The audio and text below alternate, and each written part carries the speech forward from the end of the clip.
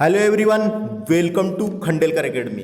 इस लेक्चर में हम मध्य प्रदेश का मध्यकालीन इतिहास डिस्कस करेंगे और ये पार्ट 3 होगा। इसके पहले हमने 2 पार्ट मध्यकालीन इतिहास से डिस्कस कर लिए हैं। मध्यकालीन इतिहास चल रहा है मध्य प्रदेश का, ओनली फॉर मध्य प्रदेश की बात की जा रही है। मध्य प्रदेश में जो भी इंपॉर्टेंट इतिहास से रिलेटेड है वो डिस्कस किया जा रहा है। तो आपको हमारा ये लेक्चर अगर पसंद आएगा तो हमारे इस चैनल को सब्सक्राइब करें, बिल्कुल ना भूलें। निश्चित ही आपको हमारे इस चैनल से मदद मिलेगी। यह लेक्चर मेरे द्वारा दिया जा रहा है। My name is Vikram Khandelkar. तो आइए शुरू करते हैं देरी न करते हुए। देखिए गढ़ मंडला के शासक, ये गढ़ मंडला के शासक से देखते हैं। पहला फैक्ट देखिए, गढ़ राज्य के महानतम शासक संग्राम शाह के सिक्के में उसे पुलत्स्य वंशी कहा गया है, पुलत्स्य वंशी कहा गया है। तो ये याद रखना है, संग्राम शाह के सिक्के में उसे पुलत्स्य वंशी कहा गया है। तो ये पूछा जा सकता है। 1516 में अमनदास ने संग्राम शाह की पदावधि धारण की थी। तो संग्राम शाह का नाम क्या था? अमनदास ने संग्राम शाह की पदावधि धारण की थी। संग्राम शाह के 2 बेटे थे। संग्राम शाह के 2 बेटे थे, एक थे दलपति शाह और एक चंद्र शाह। एक बेटे का नाम था दलपति शाह और एक बेटे का नाम था चंद्र शाह। 1542 में दलपति शाह का विवाह राठ और महोबा के चंदेल राजा सालवाहन की पुत्री रानी दुर्गावती से हुआ था। तो ये इंपॉर्टेंट फैक्ट है फ्रेंड। 1542 में दलपति शाह का विवाह राठ और महोबा के चंदेल राजा सलवाहन की पुत्री दुर्गावती से हुआ था, रानी दुर्गावती से हुआ था। तो रानी दुर्गावती के पिता का नाम क्या था? सालवाहन था। और याद रखिए, रानी दुर्गावती चंदेल वंश की थी। चंदेल वंश की राजकुमारी थी और गोंडवाना वंश की शासिका थी। तो इसमें कंफ्यूज नहीं होना है। चंदेल वंश की राजकुमारी थी और गोंडवाना वंश की शासिका थी। इसका विवाह किसके साथ हुआ था? दलपति शाह के साथ हुआ था, रानी दुर्गावती का विवाह। आगे पढ़ते हैं।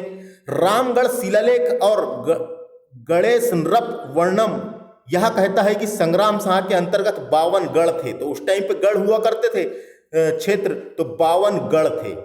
संग्राम शाह की मृत्यु के पश्चात 1543 में उसका ज्येष्ठ पुत्र दलपति शाह सिंहासन पर बैठा। तो दलपति शाह सिंहासन पर बैठता है संग्राम शाह की मृत्यु के बाद। तो ये देखिए एक और, दलपत शाह की असामयिक मृत्यु से मात्र 26 वर्ष की आयु में रानी दुर्गावती विधवा को प्राप्त हुई थी। तो असामयिक मृत्यु हो गई थी दलपति शाह की, तो रानी दुर्गावती विधवा को प्राप्त हुई थी। तो ये समझ में आ गया होगा आपको। उसके बाद आगे चलते हैं। रानी दुर्गावती के आधार पर कायतस्य और मान ब्राह्मण नामक 2 महत्वपूर्ण अधिकारियों की सलाह से अपने नवजात पुत्र वीर नारायण को राज्य सिंहासन पर बैठाया। तो रानी दुर्गावती ने अपने नवजात पुत्र वीर नारायण को राज्य सिंहासन पर बैठाया था दलपति शाह की मृत्यु के बाद। तो याद रखना है, रानी दुर्गावती ने बैठाला था। आईने अकबरी में कहा गया है कि दुर्गावती के राज्य में प्रजा स्वर्ण मुद्रा और हाथियों का अदा करती थी। तो ये भी एक फैक्ट था। उसके बाद देखिए, सिंगौरगढ़ किला जो दमोह में है पर दुर्गावती ने जीत प्राप्त की थी। तो रानी दुर्गावती ने जीत प्राप्त की थी। याद रखना, रानी दुर्गावती गढ़ मंडला की शासक थी। दलपति शाह के समय मैथिल बहुत विद्वान थे। एक मैथिल नाम के व्यक्ति थे जो बहुत विद्वान थे। तो याद रखना है, इनके नाम थेग, मेघ, भागीरथ और दामोदर है। तो ये इन्हीं का नाम था मैथिल का। तो ये देखिए, एक दुर्गावती की मृत्यु 1564 में 12 ग्राम जबलपुर में हुई थी। तो दुर्गावती की मृत्यु कब होती है? 1564 में 12 ग्राम जबलपुर में होती है। तो दुर्गावती की समाधि 12 बरेला में स्थित है। तो जबलपुर बरेला में रानी दुर्गावती की समाधि कहां पर है? जबलपुर बरेला में स्थित है, जिसका अनावरण 24 जून 1964 को द्वारिका प्रसाद मिश्र ने किया था। 1634 में जूझार सिंह ने चौरागढ़ के गोंड शासक प्रेम शाह पर आक्रमण कर शीघ्र ही चौरागढ़ का किला जीत लिया था। चौरागढ़ का किला कहां पर है फ्रेंड्स? ये नरसिंहपुर में है। नरसिंहपुर में पड़ता था ये चौरागढ़ का किला। तो याला किला भी इसने जीत लिया था। किसने? जूझार सिंह ने आक्रमण कर, जब रानी दुर्गावती की मृत्यु हो गई थी उसके बाद की बात है ये। तो चौरागढ़ का किला जीत लिया। हरदय शाह प्रेम शाह का उत्तराधिकारी था, तो ये हरदय शाह जो था ये प्रेम शाह का उत्तराधिकारी था। हरदय शाह ने रामनगर को अपनी राजधानी बनाई थी, तो ये भी याद रखना है, रामनगर मंडला में आता है। हरदय शाह ने अपनी राजधानी रामनगर को बनाई थी। छात्रसाल 13 वर्ष शासन करके 1864 में द्विंगात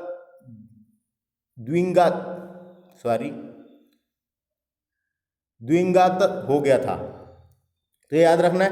निजाम शाह के समय लक्ष्मी प्रसाद दीक्षित, ये नाम इंपॉर्टेंट है। निजाम शाह के समय लक्ष्मी प्रसाद दीक्षित संस्कृत के कवि, जिन्होंने गजेंद्र मोक्ष नामक काव्य संस्कृत में लिखा है। तो ये गजेंद्र मोक्ष नामक काव्य संस्कृत में लिखा है, तो यहां से इतना ही। तो गोंड राजा यानी गढ़मंडला से इतना ही, तो गढ़मंडला से इतना ही याद रखना है आपको फ्रेंड्स, जिसमें से मैं आपको यहां से और एक दो चीज बताता हूं।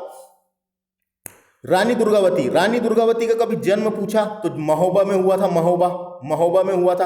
रानी दुर्गावती की समाधि कहां पर है, तो जबलपुर में है, बरेला ग्राम में। याद रखना है, जबलपुर के बरेला ग्राम में समाधि है। और रानी दुर्गावती का युद्ध हुआ था फ्रेंड्स, तो ये एक युद्ध याद रखना है, ये युद्ध हुआ था संग्रामपुर जगह में। ये संग्रामपुर नाम रखा गया था, उनके ससुर के ही नाम पे रखा गया था संग्रामपुर। ये संग्रामपुर आता है दमोह में, संग्रामपुर दमोह जिले में है, तो संग्रामपुर जगह का नाम था। तो यहां पे एक युद्ध हुआ था, रानी दुर्गावती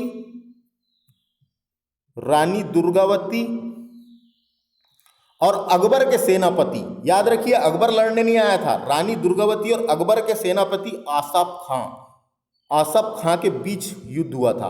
आसफ खां के बीच एक युद्ध हुआ था, तो ये युद्ध इंपॉर्टेंट है। संग्रामपुर में एक युद्ध हुआ था, रानी दुर्गावती और आसफ खां, अकबर के सेनापति आसफ खां लड़ने आया था। सेनापति नेतृत्व तो किसने किया था, आसफ खां ने किया था, के बीच युद्ध हुआ था। रानी दुर्गावती और अकबर के साथ युद्ध हुआ था, ऐसा कहा जाता है, तो ये आसफ खां नेतृत्व किया था, तो ये याद रखना है फ्रेंड्स। रानी दुर्गावती और अकबर के सेनापति आसफ खां के बीच संग्रामपुर दमोह में युद्ध हुआ था, तो ये याद रखना है। और रानी दुर्गावती की समाधि मैंने बता दिया, बरेला ग्राम जबलपुर में है। और रानी दुर्गावती गढ़मंडला की शासिका थी, तो ये भी याद रखना है, गढ़मंडला को कंफ्यूज नहीं करना है। गढ़ हुआ करता था, मंडला वहां की शासिका थी। जो पूरा जबलपुर वाला पूरा क्षेत्र इनके अंतर्गत आता था। 52 गढ़ थे इसमें, ये बताया गया ना यहाँ पे, ये संग्राम शाह के अंतर्गत 52 गढ़ आते थे। तो ये फ्रेंड्स आपको समझ में आ गया होगा गढ़मंडला के शासक से इतना ही। आगे चलते हैं अपन, खरेला राज्य डिस्कस कर लेते हैं। खरेला राज्य देखिए, खरेला का किला आज मध्य प्रदेश के बैतूल जिले के शहर के अवस्थित है। खरेला का किला आज मध्य प्रदेश के बैतूल जिले के बैतूल शहर के पास अवस्थित है। खरेला राज्य के सबसे प्रतापी राजा का नाम नरसिंह राय था। यहाँ का एक सबसे प्रतापी राजा का नाम नरसिंह राय था। C.U. विल्स के अनुसार 14वीं और 15वीं सदी में खरेला पर नरसिंह राय का शासन था। यहाँ एक गोंड राजा था, यहाँ एक राजा गोंड था, तो गोंड राजा था, ये याद रखना है। इतिहासकार फरिश्ता की कृति, इतिहासकार एक फरिश्ता था, फरिश्ता की कृति में तारीख फरिश्ती में खरेला राज्य का प्रमाणित उल्लेख मिलता है। 1423 में नरसिंह राय ने हुसंग शाह के गगरोन अभियान में भाग लेते हुए अपने दो बेटे चांद जी और खेमजी को भेजा था। तो ये दो बेटे थे उसके, चांद जी और खेमजी को भेजा था। मुगल अधिकारी टोडरमल ने बैतूल को अखंड भारत का केंद्र बिंदु कहा है। तो जो बैतूल जिला है अपना, जो बैतूल जिला है उसको मुगल अधिकारी था टोडरमल। अकबर के 9 रत्नों में से एक था। टैक्स वसूल करता था ये, अकबर के टैक्स वसूल, भूमि को देखता था, जितनी भी भूमि है कितने चीज उसको देखता था, टैक्स वसूल करता था। तो 9 रत्नों में से एक था अकबर। तो इसने अकबर के दरबार में, तो इसने मुगल अधिकारी टोडरमल ने बैतूल को अखंड भारत का केंद्र बिंदु कहा है। तो बैतूल जो है अखंड भारत का केंद्र बिंदु था, याद रखना है। तो ये खरेला राज्य से इतना ही याद रखना है फ्रेंड्स, खरेला राज्य से इतना ही। खरेला के बात करते हैं अपन आगे देवगढ़ के गोंड राज्य, देवगढ़ के गोंड राज्य की बात कर लेते हैं। तो देखिए इसको पढ़ते हैं।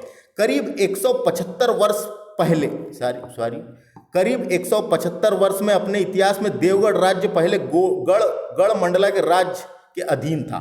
तो जो गढ़मंडला राज्य था, गढ़मंडला के राज्य के अधीन था। लेकिन 1564 में गढ़ राज्य पर मुगल बादशाह अकबर की विजय के बाद यह गढ़ राज्य के साथ मुगल साम्राज्य का हिस्सा हो गया था। तो मुगल साम्राज्य का हिस्सा हो गया था ये भी। देवगढ़ का किला, ये देवगढ़ राज्य जो पढ़ रहे हैं अपन, ये छिंदवाड़ा तरफ था। तो देवगढ़ का किले में देवगढ़ के किले का खंडर आज मध्य प्रदेश के छिंदवाड़ा जिले के छिंदवाड़ा के करीब 40 किलोमीटर दूर पहाड़ी पर स्थित है।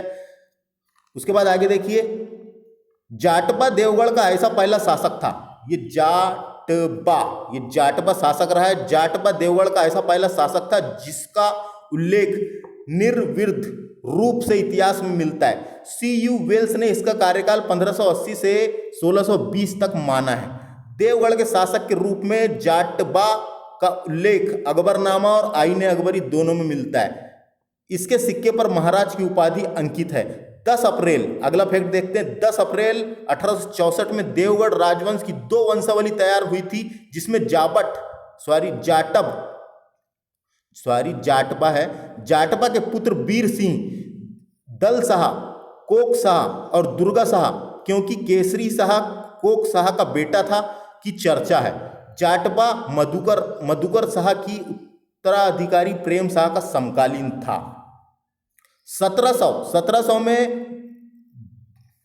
बख्त बुलंद महिपत शाह की सलाह पर राज्य खान में अंबागढ़ में एक विशाल किले का निर्माण करवाया गया था। अंबागढ़ का किला, ये तुमसर, जो अभी तुमसर जिला है, तुमसर जिला उधर साइड था फ्रेंड्स, तुमसर जो महाराष्ट्र में, तुमसर जिला। 1743 में देवगढ़ रघुजी घोसले के राज्य का अंग बन गया था। तो जो देवगढ़ रियासत थी, ये रघुजी घोसले के राज्य का अंग बन गया था। और ये रघुजी घोसले कौन थे? ये नागपुर के घोसले शासक के प्रथम शासक थे, यानी नागपुर के घोसले वंश के प्रथम शासक थे। नागपुर में घोसले वंश था ना, नागपुर में घोसले वंश के प्रथम शासक थे, तो उसका अंग बन गया था। फिर 1774 में राज खान पाटन के एक वंशज मोहम्मद अमीर खान ने सिवनी शहर बसाया था। यह अपना जो सिवनी है उसी की बात हो रही है। वंशज महाराज अमीर खान ने सिवनी शहर बसाया था और अपनी राजधानी छपारा से हटाकर सिवनी ले आया था और वहां एक किले का निर्माण करवाया था। तो ये कुछ इंपॉर्टेंट था इतिहास, जिसमें अपन ने गढ़ मंडला के शासक डिस्कस किए थे, खरेला राज्य डिस्कस किए और देवगढ़ के गोंड राज्य डिस्कस किए थे। तो फ्रेंड्स, ये अपने को इतिहास पता होना। क्वेश्चन तो कुछ इंपॉर्टेंट और विशेष क्वेश्चन ही निकल के आते हैं, लेकिन क्या क्या स्थिति रही थी, मध्यकालीन इतिहास कैसा था मध्य प्रदेश का, वो जानना जरूरी है फ्रेंड्स, इसलिए पूरा डिस्कस किया जा रहा है। आपको हमारा लेक्चर कैसा लगा? अगर अच्छा लगा तो हमारे चैनल पर बने रहने के लिए हमारे इस चैनल को सब्सक्राइब बिल्कुल करें, निश्चित ही आपको मदद मिलेगी। नमस्कार।